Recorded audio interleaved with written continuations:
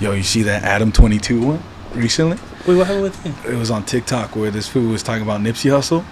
And, like, he just started getting crazy, bro. He started pressing Adam 22, and he's, like, crying. He's like, that's my fucking dead brother. And it's like, what the hell, dude? I don't know what happened to Adam 22. He used to be cool, like, do all the underground shit. And Way then, back in the day. And then he started getting into the OnlyFans, and then he got infatuated with gangbangers. Yeah. I'm surprised he's still alive, bro. Because he be talking mad shit, too. So I'm just like, God damn. This fool. Greenlit? Oh, my God. If he does that, he'd go back to Connecticut or Massachusetts. I don't know. One of those states here he's from. Ride your fucking bike. Fuck that. Yeah, the BMX shit.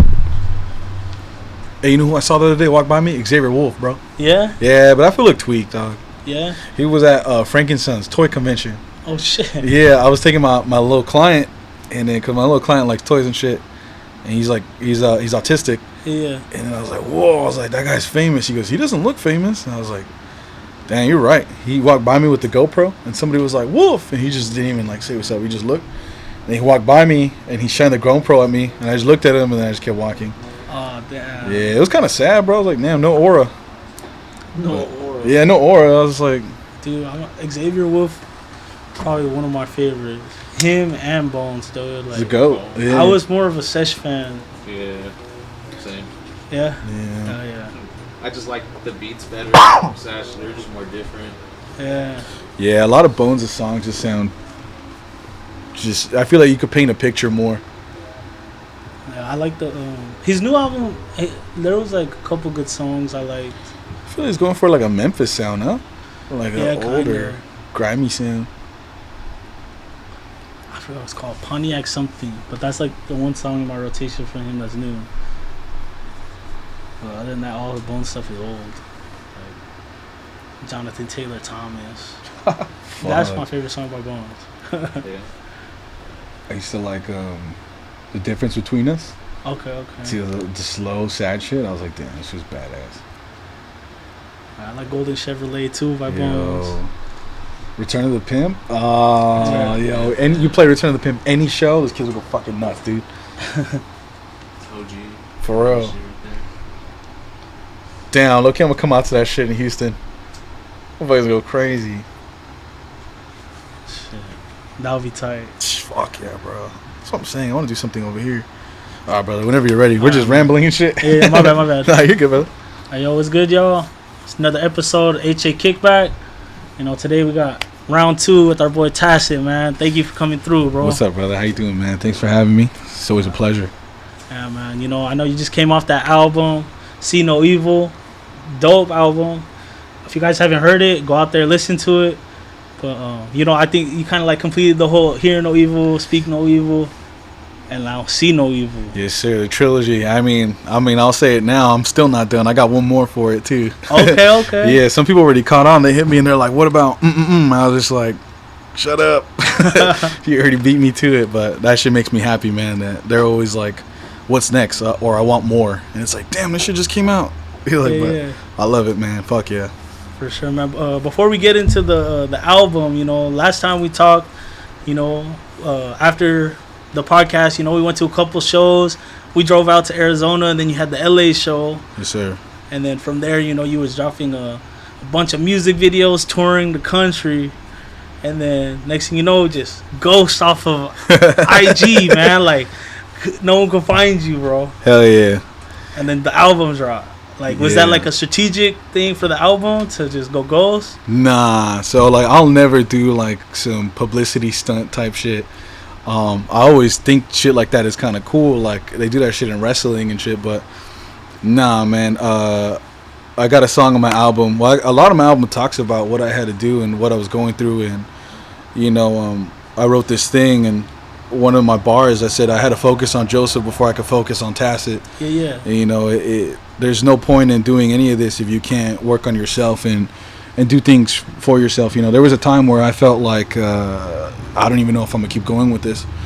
Ultimately, you know, praise be to the man upstairs and the people around me and the things that have been bestowed upon me because I follow my dream, that I gotta keep going no matter what. Something I think in life, if you are if fate gives you a direction, no matter how hard you try to break out of that, something's gonna throw you back on, and you know that's how I got my focusing back on track, just by making music. That's right, bro. Yes, sir. Yeah, man. So, you know, I just want to get into the album right now. Like, Yes, sir. you know, for me as the listener, like, I felt like there was a lot of emotion in the album. You know, like, Absolutely. I felt like it went from like hurt, frustrated, and like anger.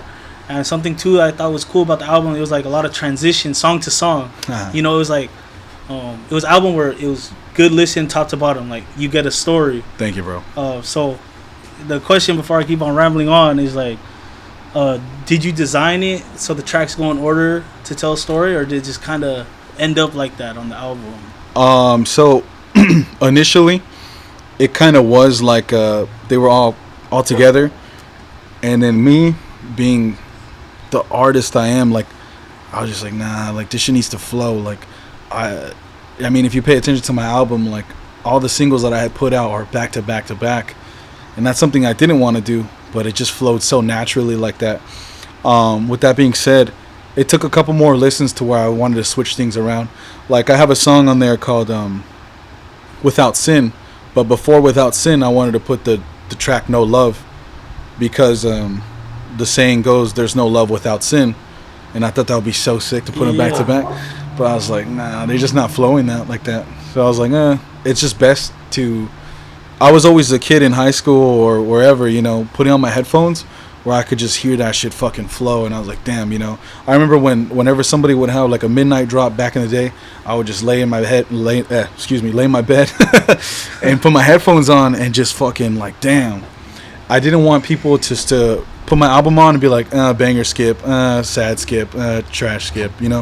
I want that shit to sound like a story. So from the very first track to the second to the third, like I love those transitioning, because just the way I edited it and mixed it, it's just like, damn.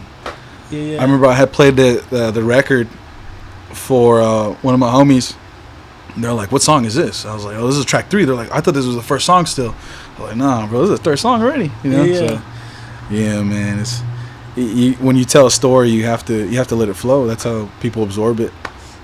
Yeah, man, it was like really storytelling in the album. Hell yeah, thank you, bro. I want to ask you, because I think you bring it up in a few songs when it comes to the beginning, and you brought it up earlier how you said like you had to focus on Joseph before Tacet, but you say like those 5 letters of Tacet bring you so much pain, like, you know, like I just want to ask, like, what exactly does that mean, bro?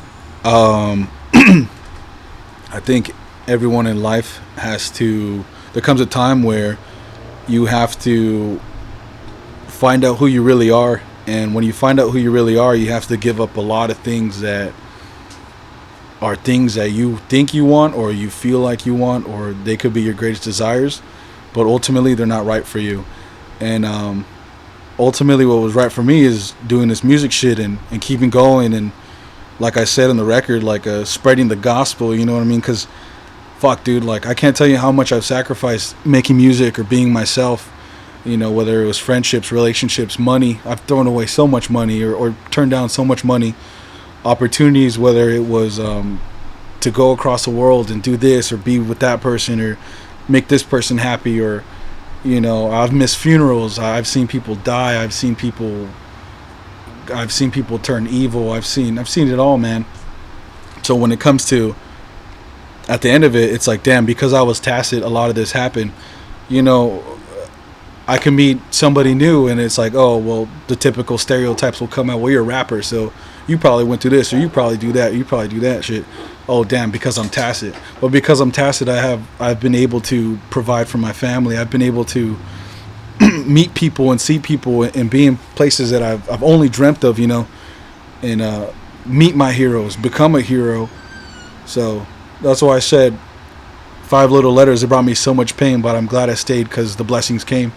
Yeah. And ultimately, you know, once you stay in the trenches, you're not gonna live there forever. But yeah, brother, that's me. Yeah, most definitely, man.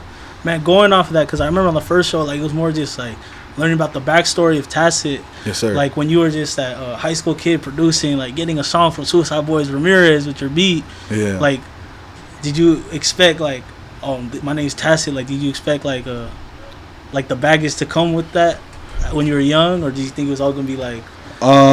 Absolutely not, dude. Like, without getting into too much detail, like, sometimes you create these things so innocently, and they become their own entities, and sometimes you got to go back and re-chisel that statue or cut the grass again. And that's a perfect example of that, making records like this. Like, I didn't know about publishing when I was a kid. I didn't know about royalties and stuff like that. And then, sometimes that shit comes back around where it's like, oh, fuck, like, we got to deal with this shit now. And almost 10 plus years later, stuff like that has happened where it's like, as you progress, there's a saying that goes, as you get higher, they'll throw the stones harder. Yeah. And it's like, that's a prime example of not only what's happening to me now, but what has happened to me progressing. And there's shit like that happens where it's like, oh, fuck, like, maybe I have to lawyer up. Maybe I have to get an LLC. Maybe I have to figure out what fucking this means or that means. And it's like, you got to become a student of the game before you can enter it. A lot of people don't realize that type of shit. So no, I never thought that type of shit would happen, but as far as baggage goes, I think it's equal. Like, fuck, dude, like, there's so much type of baggage that you wouldn't even realize that you would get from doing something extracurricular, whether it be sports, artwork, fucking music. It could even be public speaking. But because you're putting yourself out there, it's going to come with a lot of shit you never thought about, but it's also going to come with a lot of shit you never thought about, as in good too. Yeah. So it's always good in life to take that fucking risk, man, because the gods favor the bold, man. Yeah, man. Back on the album, bro, like, off that first song, dude, like, I remember at the end, I don't know if you call it a skit, but you were like talking like about government. Like, was that a reference to something, or like was it just like? Yeah. So within that series, See No, Hear No, Speak No. Since the very first one, I've always had like a video game reference. Me, I grew up a video game kid, not like a fucking yeah, bro. Okay, it was Resident Evil 4, dog. Yeah. So like I've always, I don't know, man. Like I was telling my homie Patmos, shout out Patmos, he's here with me. I was telling him in the car ride, I was like, man, like, I never had like therapy. I never felt like I could go to therapy, and that's okay. Some people can, some people can't. My therapy has always been fucking artwork, music, video games, shit of that caliber. And whenever I go through something in life, I get immersed in these media things, like movies and counterculture of some sorts, video games. And fuck, man, I was going through a Resident Evil phase earlier this year, and I was like, damn, bro, I feel like Leon. Leon Kennedy, for those who don't know, man, he's just some innocent motherfucker trying to follow his dream. And damn, bro, it comes down to, are you going to do this shit, or are you going to fucking die? And are you going to die on your knees, or are you going to die on your feet? Yeah. Ultimately, that shit changes him. And I was like, damn, bro, this first song has that Resident Evil 4 sample. And I was like, how fucking cool would it be if I did the monologue at the end, where he talks about in the beginning of the game about how he survived that shit, and how, damn, he never was the same again. And that's how I honestly felt going through so much shit, especially in this year. Like, I was like, I can never be the same again. Some of this shit has forever scarred me or changed me. But am I going to die on my feet, or am I going to die on my knees? And it's like, man. And I had so many people hit me up like, yo, is that you or actually Leon? And I was like, nah, that's me, dog. I ain't got no fucking copyright money for that type of shit. Yeah. But yeah, dog, so Resident Evil 4 was definitely correlating with my life at the time of the making of this album.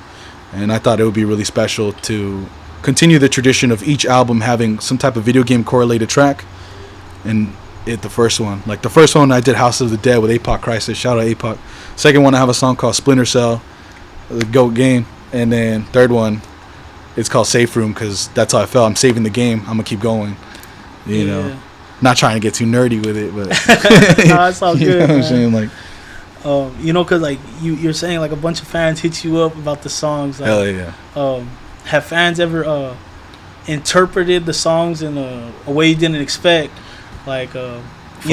I'm not gonna lie. Like, when I heard it, I thought it had to do with, like, for me, I thought it was like had to do with like a Third World Posse thing. And then when I listened to the whole album, it was a different feeling. But I mean, yeah, you're not wrong. You're not far from it. I think you're right.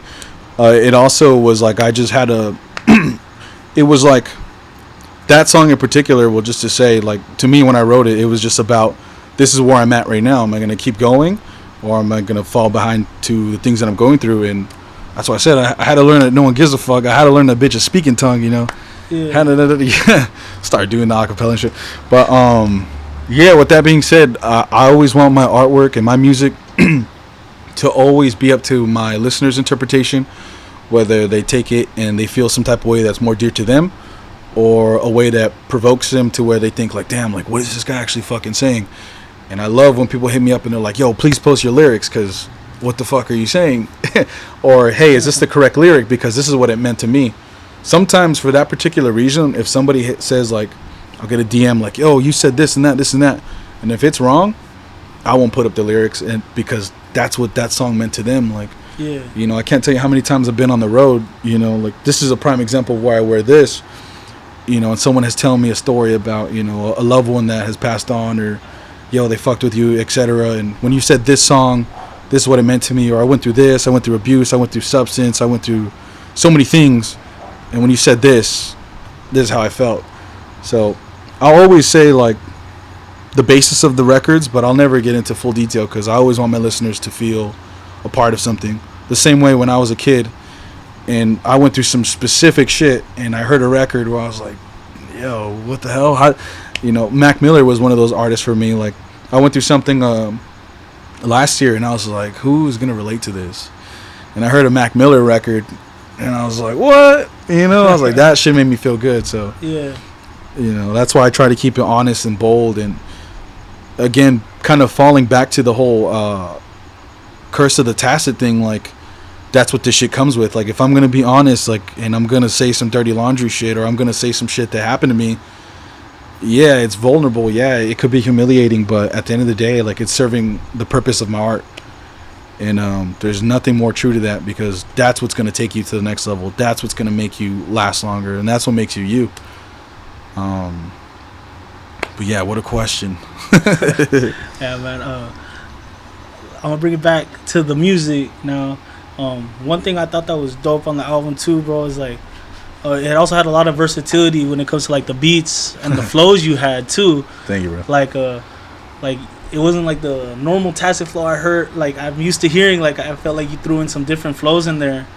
But one song in particular, The Watcher, bro, like. Oh yeah, that man. One, bro. I was like, man, dude, like representing me from LA SGB, like that was like a gangster ass song, bro. I appreciate that, brother. Thank you.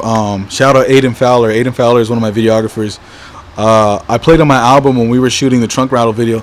He's like, damn, bro, like this shit sounds like right here, like, cause we were in Fashion District, we were on the rooftops. Yeah. And he's like, and then I even took him down to Skid Row, cause he's from the IE, so he's never down there.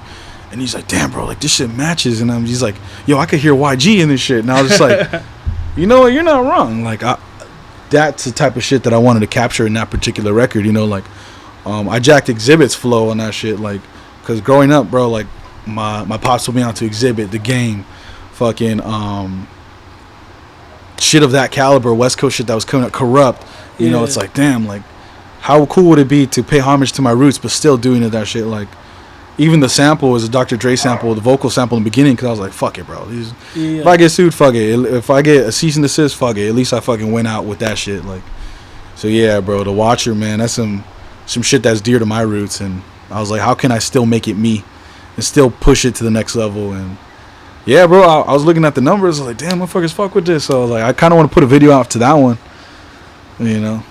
I thought it was dope too, like you know, after talking to you and like how it was like a Dr. Dre like inspired beat, like Dre was a producer and he kind of like when he had his album, it was kind of like I could do more than that, and it was kind of, I'm not saying it correlates to anything, but I'm just like Dr. Dre was like fuck everyone, I could rap too, you know, essentially. Hell yeah, bro. No, you are not wrong. Like that, Dr. Dre's always gonna be one of my biggest inspirations. Whether it was like when I look at Dr. Dre, I just think about the story, how it just kept going. Even if it was like, damn, like Eazy-E's kind of right, you are doing this, like he is winning at the end of the day. He didn't give a fuck. He's just like, I'm still gonna keep doing this. I'm still gonna keep putting, you know, finding the next sound, venturing off. And it's like when you think of Dr. Dre, you don't think of one artist he worked with. You could name a whole plethora. 50. You had a sample Eminem. of 50 too. Yeah, bro, I did. Yeah, yo. Yeah, from Mr. Third World. Yeah, bro, I love that song, Hustler's Ambition. So I was like, yeah, man, I could flip that. Yeah. And it's just like, bro, I love that sample because it's just real, bro. And that's the type of shit that I don't hear in anybody else's records right now. I don't hear that on the radio, like, almost, because I love paying my homage, dude. Like, I was telling my shawty about DMX. Yeah. She's like, tell me about DMX. I was like, man, I'll tell you about DMX. Like, you know, like, well, this guy telling a story and how much that influenced me, you know? Yeah. It's like, I never see anybody pay homage to DMX. Man, that's right. Another song I got for you that I want to ask about, bro, is like, you know, this one makes a lot of sense with a lot of the dog imageries on your shirts, albums, bro, but Undercover Lover, bro, I was like, man, that's why that fool got the dogs on everything. This fool a dog, bro. I mean, uncensored. Nah, I'm just kidding. I wouldn't say I'm a dog as far as like when it comes to. My bad, I didn't mean to get you in trouble with anything like that. Yeah. Nah, I'm just kidding. I mean, when it comes to that type of subject, I would just say like, man, like, I always loved dogs since I was a kid, man. But if you look at it differently, the way I perceive it is like, damn, like, a dog is the most loyal, the most always by your side, the ones that don't have opinions, the ones that are sometimes neglected, treated like shit, but they still show up the same way every time. Yeah. Unfortunately, dogs do go through a type of, I guess you could say, cycle where if they are abused, they'll keep it going and they'll become aggressive. But, you know, sometimes that's not always the truth. And, you know, when I look at these animals in particular, I could relate because it's like, damn, bro, I can't tell you how many times I felt like a dog in my life. Being the fucking outsider, being the underdog, not being able to fucking participate in certain things or being left out, being a mutt, you know. How come I can't fucking suck on the titty like all of y'all? Like, how come I can't get the same milk? How come I can't do this? Why? Because I'm different, you know. So that's why I correlate to dogs a lot too. And I love it when people come to my shows and they're like, fucking, oh, are you gonna do this song? Or they start barking and shit. I'm like, man, that shit gets me so hyped. But Undercover Lover is just a story about a time in my life where I just felt, I mean, as far as the record goes, where I just felt like, damn, this is I don't even know. I just want to say, like, listen to the record. It's just a story about a time in my life where it was just really dark, and I was like, damn, I feel like the underdog. I feel like things are just going wrong. And there's no better way to put that. And I love how kids will message me and be like, yo, I love this type of versatile Tacet where you're talking about this type of shit. And it's like, yeah, man, I got bars too. I can sing too, man. You know? Yeah, man. Like, last thing I want to ask you about, like, for the album, bro, is like the production was dope, man. And, Thank like, you, bro. You know, a couple of, like, my homies were like, when we were listening to the album, they're like, yo, I heard him playing this on his live, like, mixing with beats. But I want to ask, like, when you're producing or making beats for the album, man, like, how do you choose which samples to do? And, like, do you go in with, like, your lyrics already to make the beat? Or is it, like, what's the creative process with that? Me personally, I'm always writing. Like, I'm always putting shit in my notes app, dude. Like, shout out Apple. I love the notes app. I'll die for that app. I'll just be out and about and I'll think of something and I'll put it on my notes app. And if I keep being fixated on it, it'll just stay in my head. And if I'm making a beat, I just know that they fit together. And that's how Undercover Lover was. Because that sample, I forgot. I think her name's Quindressa. She's a British singer, but that was the ending melody, and I took that and I made that the hook. Yeah. Because I was like, damn, bro, like, I haven't rapped on like a 90s R&B sound like this, and throw it with some of my drums and kind of speed it up with that southern sound a little bit, but then also kind of make it me. And like, when I see that song, when I hear that song, I just think warm orange, black colors, you know, and it just flows to me naturally. I don't ever come in with a song where like, this is what I want to rap about. It's just always like a feeling thing. That's why I think I take long to put out big projects, or, you know, as far as unless it's like, oh, I want to do a song with Tacet and we have to do this and this is the narrative for it, let's go. But now, like, I have to let things flow naturally because that's what makes my best shit. Like Safe Room, for example, I've been sitting on that beat for almost 3 years, just touching up on it here and then. And I always tell myself, like, bro, when I rap on this beat, I don't know how I'm going to do it, but it's going to come out to where it's just going to sound like, damn, like, Tacet's back. And sure enough, that was one of the last songs I recorded for the album, where I was just like, you know what, like, I think today's the day. I've been touching up on this beat, and I have a lot of shit written that could flow on it. Sure enough, when I recorded that shit, I was listening back, and I was like, damn, like, good job, kid, you know? For All Dogs is another one. I've been sitting on that beat forever. And then I was like, I don't know how I'm going to rap on this beat one day. And then sure enough, we had done Trunk Rattle, and I hit up Aiden. I was like, I have this song, bro. And he's like, all right, let's hear it. And I was like, fuck, I got to record it first. And I went back, I recorded it. I was just mad.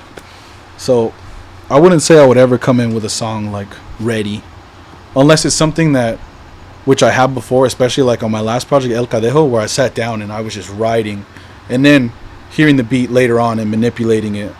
But it's always like one or the other at the same time, or at the same time. For sure, man.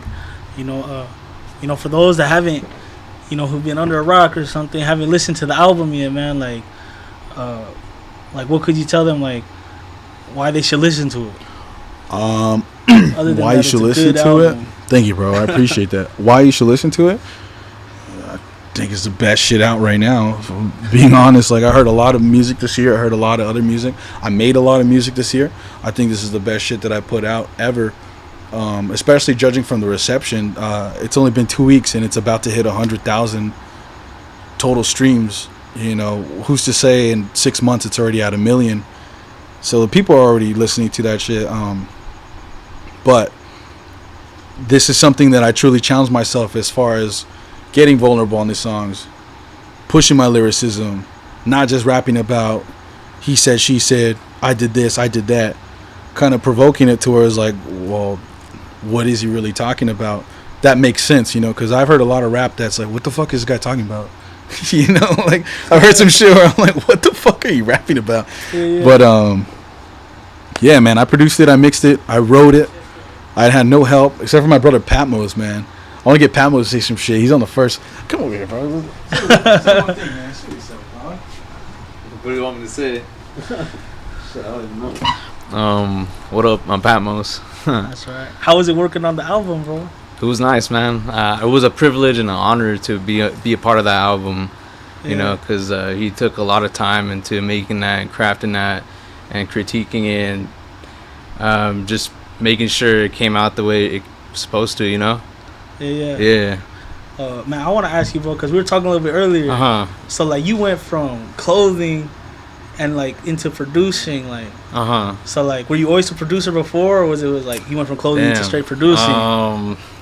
So music comes into my life at a very young age, just because my father used to produce. Oh, okay, that's right. So believe it or not, it's just naturally in me. He used to make music at a church though, so he would do like keyboard stuff. He would be on the keys.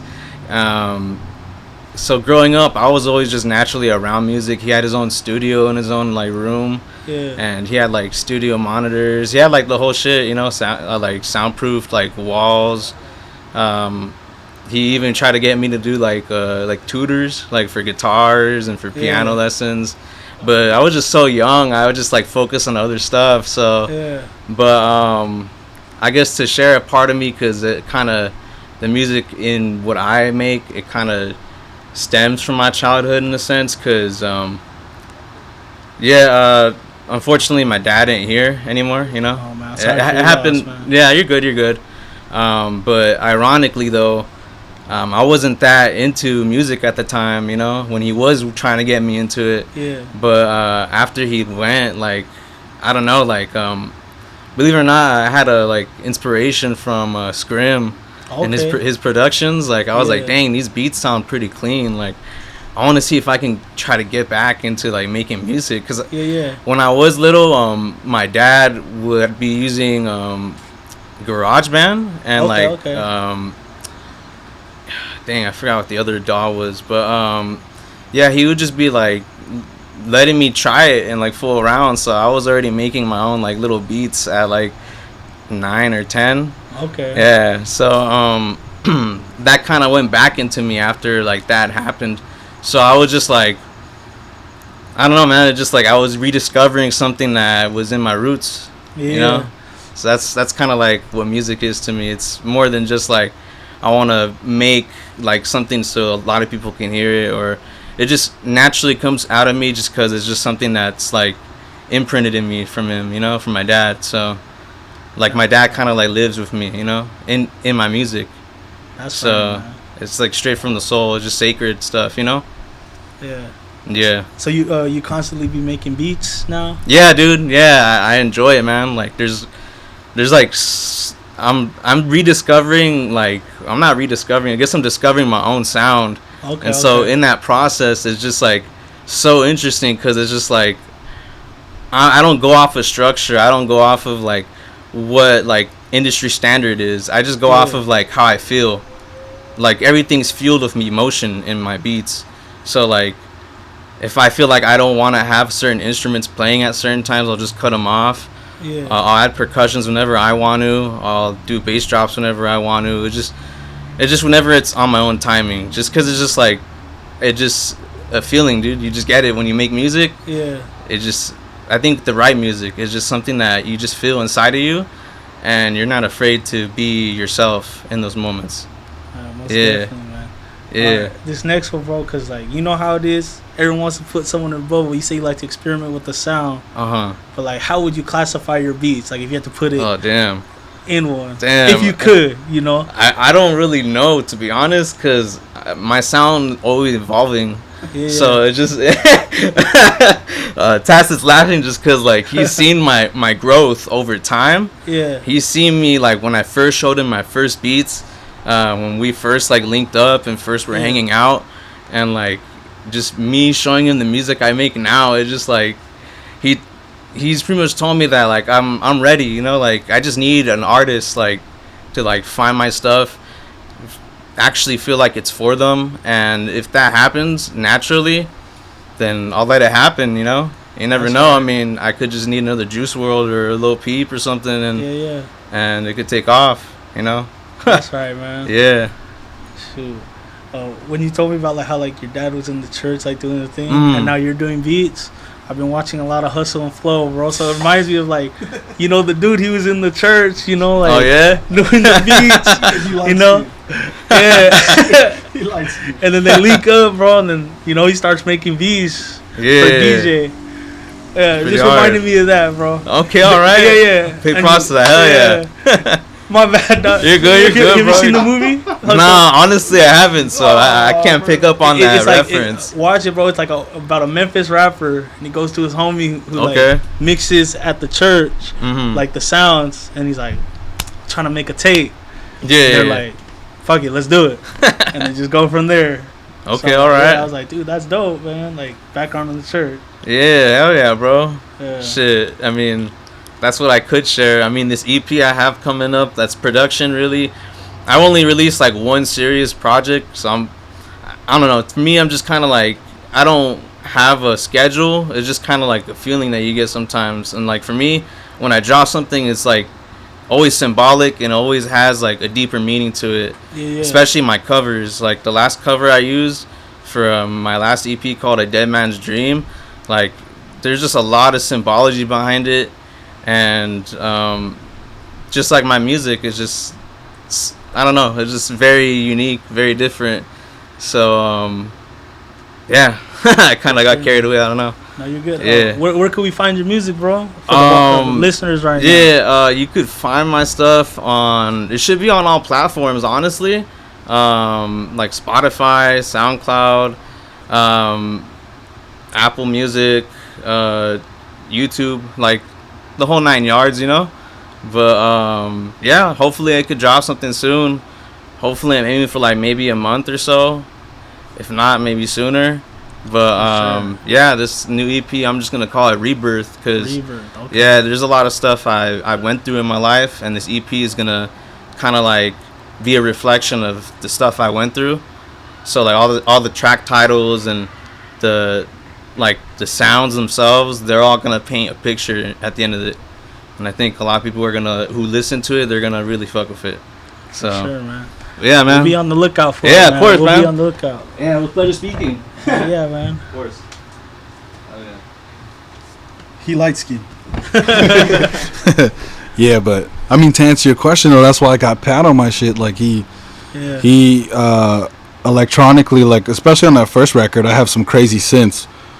And then I was like, dude, you think you could give me a lead? Like I want some strings, and I want some bells, and it's just for this part in particular, like because this is what's gonna transition into the next record and to this little thing I have, and I gotta do it a certain way. He's like, oh yeah, dude, sure, for sure. And then within 2 days, he sent me the zip, and I opened it, and I was like, oh damn, you know, like on the first album, well, Speak No Evil. Again, I have a electronic record with Jupilux. Shout out Jupilux. He's playing keys on there too. So I was like, yeah, bro, like, Sue knows his shit. Yeah. That's the only help I got. That's right, man. Shoot. I want to ask too, like with the deluxe version of this album coming out, bro, because I know you're also in the band Phantom Indigo. Oh yeah, we're playing in October with Blood Club. Shout out Blood Club. We're gonna go tour with Dust Bowl Champion. Shout out Dusty. Shout out Sid. Sid's my bass player and co-writer, and I'm working on an EP with that we're gonna put out for October for all the little spooky vibes. Yeah, bro. Sometimes just hip hop isn't enough for me. I'm also working on some more hardcore metal shit for all the crazy kids that like that shit. Resurrecting my band again. But my main basis is Tacet guy. That's right. I want to ask about Phantom Indigo, bro. Like, Sure. How'd that band start? Like, so I've always liked electronic music, post-punk, spacey ambient music too. And then I was like, man, I could do this shit. I had heard this band called Human Tetris, and I was like, bro, these fools are using the same hi-hats that I use on my beats. yeah. Matter of fact, these fools are using the same fucking snares. I was like, man, bro, I'm gonna load up my guitar too. Fuck it. And sure enough, like I started making demos and shit. And then my homie Sid, who was photography for me at the time, he was shooting for me. He was like, yo, I want to be in your band. And I was just like, damn, I don't even have a band. How you know about that? Yeah. He's like, dude, I saw like your little snippets or whatever. He's like, I'm gonna get a bass and I'm gonna learn. And then sure enough, he was like the backbone for me to keep pushing that. And then we found success with it, and it helps me write differently. It helps me change my song structure every now and then. Yeah. And I really enjoy when people are like, yo, like I didn't know this was Tacet, or they don't know that I rap too. Like they just know me from Phantom Indigo. Like we went to go see the homie Dust Bowl Champion play, and then somebody came up to me. They're like, oh, dude, you're from Phantom Indigo. And then sure enough, somebody after that was like, oh, Tacet, what's up? And I was just like, oh damn, like which one is it, you know? Yeah. But I've always played guitar, and it's just another fucking outlet for me to play guitar too. But That's yeah, right, fuck with it. That's right. So October for Phantom Indigo, because I know you guys came off. You guys dropped a track this year, right? Yeah, Away. we dropped a track and a video. Yeah, and a video. So I was like, damn, this dude's active this year. Album with the Hell band, yeah. touring. Yeah, bro. Touring is key. I think, touring is key depending on what kind of genre you make. But with that particular genre, like the indie shit, those motherfuckers could tour forever. You know, rap's a little bit differently. You know, like I'll do a one-off here and there, and then I'll sit for a while, or I'll do like 6 to 7, maybe 8 consecutive shows, and then touring kind of slopes down there. But it's just having your hand in different baskets, you know. Yeah. I've always liked that type of shit. For sure, man. All right, man. I'm gonna switch it up a little bit away from the music. Yeah, of course. But one thing I know about you from listening to your music, talking to you, you're a big wrestling fan, bro. Yes, sir. So I have friends too who are big wrestling fans. Yeah, I saw And him look up right away. Yeah, one thing they're tripping out on is John Cena going heel. So I want to ask you, like, what's your thoughts on that? John Cena as the heel. He's the only WWE WWE wrestler to go platinum. Dang. So stupid. Fucking. I thought it was cool. I think in anything, the people that stay around the longest in what they do are the ones that reinvent themselves. I mean, you could put that on artists, you could put that on movie directors, you could put that on wrestling. Triple H has this cool ass quote where he says that wrestling will always correlate with real life. And it's true, man. Sometimes I'll be going through some shit and I'm like, damn, bro, this is like when Shawn Michaels did this or that. This is when, you know, this is like when fucking Randy Orton went through this and that, or fucking Edge went through this and that. But what do I think about it? I thought it was cool. After a while, it got kind of fucking boring, though. We're just like, all right, John Cena, stop crying. And now that he's back as a good guy, it's like, he knew what he was doing. He just wanted to blue ball everybody. So I'm happy he's back. He's only got, I think, like 10 or 11 more dates. I seen John. I said it like I knew him. I seen John Cena wrestle at WrestleMania 21 against JBL. That shit was so fucking sick. JBL came out and he had fake printed dollars with his faces on it. Fly down. Yeah, bro. And then we were like, oh shit. And then we thought it was real money and shit. But John Cena came out. That was the same year he came out with the spinners. Yeah. And like we had the spinner chains. I remember my brother had the American John Cena one.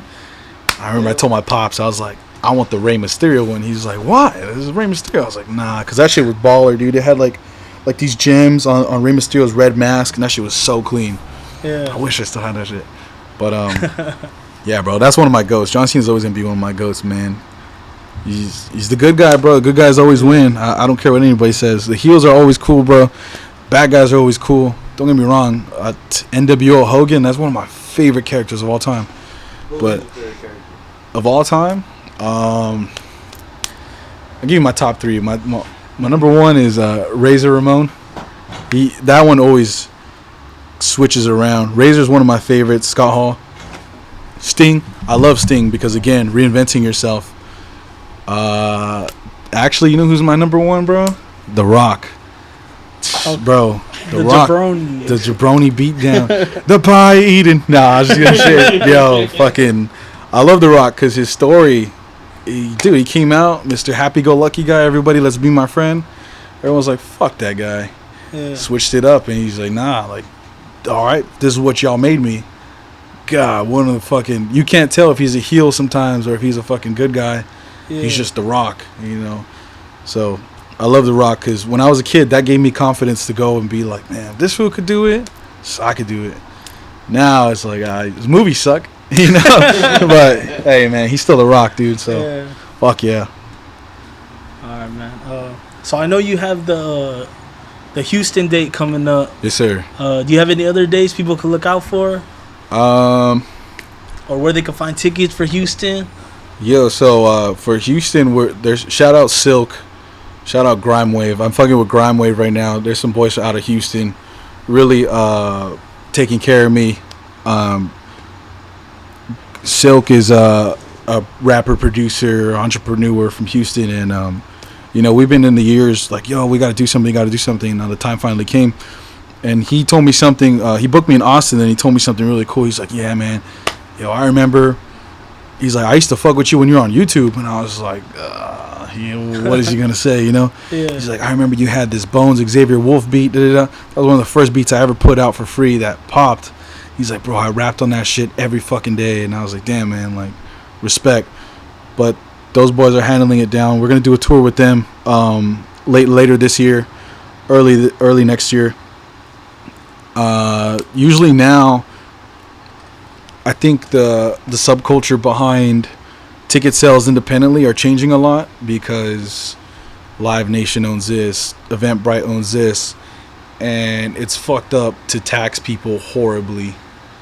It's ridiculous, like, bro, like, seriously. So we're doing shit at the door. That's gonna be cool. It's 15 at the door. I think you can RSVP as well and be like, hey, I want to go. But we're trying to do shit more organically. Like my Spotify, sometimes it keeps up with my show, sometimes it doesn't. Sometimes I'll sit on there and go on bands in town. But if you ever want to go to a show, the best thing to do is just hit me up on Instagram. I'll always see that shit. Even if I won't, just go to the show. Like we'll figure it out. I can't tell you how many times I've taken care of somebody to get into a show, whether it was sold out, fucking guest list or not. Because that's just the way I like to do things on an independent scale. Yeah. Until I cannot, because it's not always going to be like that. But take advantage now. Fucking hit me up. Or whoever. Whenever I make a flyer, I always put who's presenting it, and I'll tag them. And that's the best way to go about that, too. it sucks though. Like I was in Denver. I did a big ass show, and then I didn't have a guest list because I had my whole team with me. And then Ramirez's touring manager hit me up. He's like, "Yo, bro, your guest list is out of control. Like, what is going on?" I was like, "What are you talking about? Like, I don't have a guest list." He's like, "This guy says he knows this guy." I was like, "Nah, I don't know anybody here. Like, what the fuck?" He's like, "This photographer says he knows you." I was like, "Oh, nah." I was like, "What the hell?" But you know, so we'll keep doing shit until we can't. But if you ever want to come to a show, please let me know. I'll always fucking say what's up, take photos. I gave one of my supporters a ride home the other night. That's right. We were at the Ramirez show. He's like, "Yo, I came from San Diego." I was like, "Man, get in the fucking car, bro. Let's go." He's just in my back seat, like, "Oh shit." That's tight, man. But yeah, man, whoever supports me, like, sometimes it gets corny. Sometimes people are like, I hate saying fucking fans. I hate that shit because I hated when I was a kid and my favorite people were like fan. You know, like, it's like at the end of the day, these are the ones that have allowed me to come back, go further, share, yo, get this money. Like, these are the ones that have helped me become who I am. So I'll always pay it forward however I can until boundaries change and etc.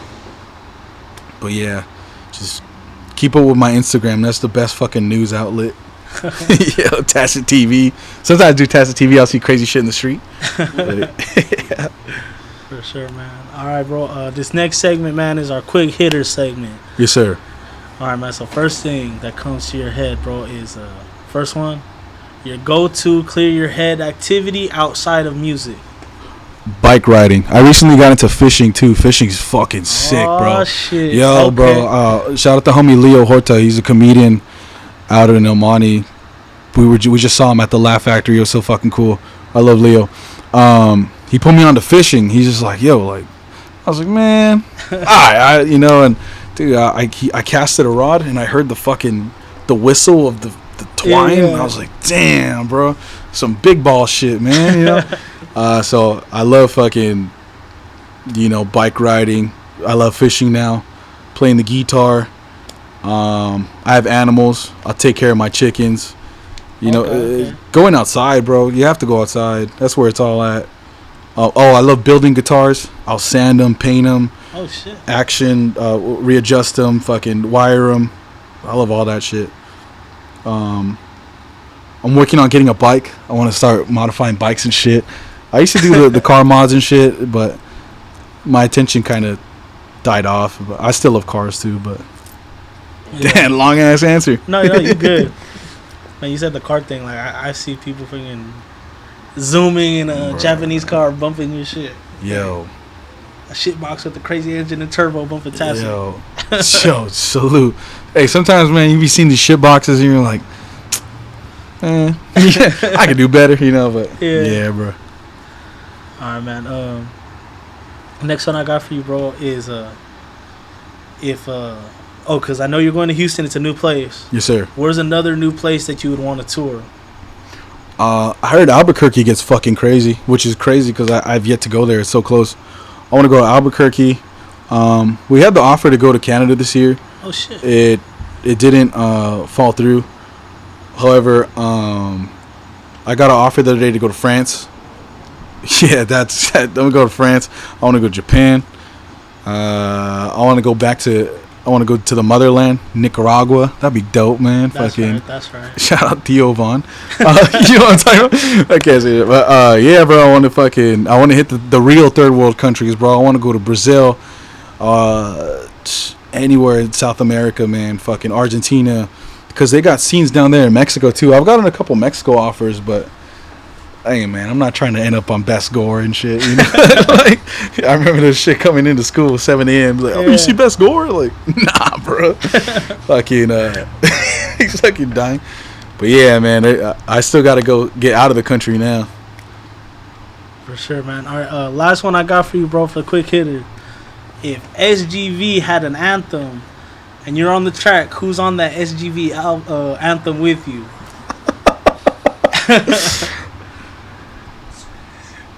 Yo, well, real quick, I don't know why my city always blackballs me, man. They'll be doing charity events, they'll be doing promos and all this shit, and they never, ever, ever want to show me love.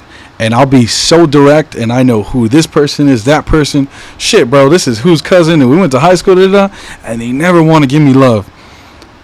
Fucking, I tried to do a charity not too long ago, and they're like, nah. And I was like, man, come on, bro. Like, this is the Valley Mall. I'll go throw down. I don't give a fuck. Like, I don't even care if it's a fucking park, dude. Like, I just want to show love to my city, and But if the San Gabriel Valley had a track, who's famous from the San Gabriel Valley? I remember Kid Ink did a video in El Monte. It was like, oh, we love Kid Ink, but he's not even from. Where I'm from, they used to fuck with Shady Boy back in the day. Okay. I grew up around. My neighbors were gangbangers, and they used to play Shady Boy a lot. It would probably, no disrespect, it would probably be featuring me. Yeah, man, fucking, I don't know. For sure. We'll see. Pomona's SUV? Pomona's IE. Shout out Jared Rose. Oh, okay, it's IE, my bad. Because I go say freaking sugar free. Oh, yo, for real. That's SoCal. Why not? Let's just expand it. SoCal. Yeah, that'd be fire as hell. Who else is out there? I don't know any IE rappers either, bro. Like, it's just... Oh, the dude that goes, IE. Yo, SGV. You just like... Yeah. I would want to collab with him. Fuck it. I mean, like... I don't want to expand it. Like, I've always wanted a Schoolboy Q feature. That would be gangster, bro. Come on, like. That would be dope, man. Yeah, bro. Fucking, I can't think of anyone. If there is somebody in mind, I apologize, but. For sure, man. All right, so before we sign off, man, when can people expect the deluxe album? And for those that don't know, where can they stream the actual album that's out right now? Yeah, so we're working on a distribution deal right now too, so you could get at your local Target. Not yet, but fucking that's coming. The deluxe, you could expect it next month, at the end of next month. I'm gonna drop the alternative cover art. I'm gonna drop the features I got with it. I got a hardcore feature. I got alumni feature from the previous No Evil series. I got a new one coming out, and then I got a couple tracks of me just talking my shit on there. Spotify, YouTube, they're fucking with me on Deezer right now. Shout out India. Google Play app, wherever. Snapchat is new too. Roblox too. That's a crazy one. Roblox? Yeah, they fucking shit on Roblox and shit. Little kids. Yeah, man. Fucking, my shit's everywhere, man. I just wherever fucking. Oh, I'm working on the vinyls. The vinyls are about to drop. The cassettes are about to drop. The CDs. I just started getting back on Bandcamp because that was getting heavily requested to me.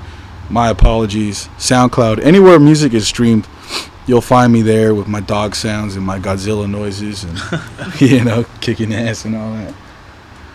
All right, man. For sure, man. Tacet, thanks for coming on the show, bro. Pleasure, brother. Thank you so much, man. I appreciate it. Yeah, bro. I always appreciate y'all, man. This is real shit that all right, is a dying breed. Yeah. Cheers, we'll see you man. on the next one.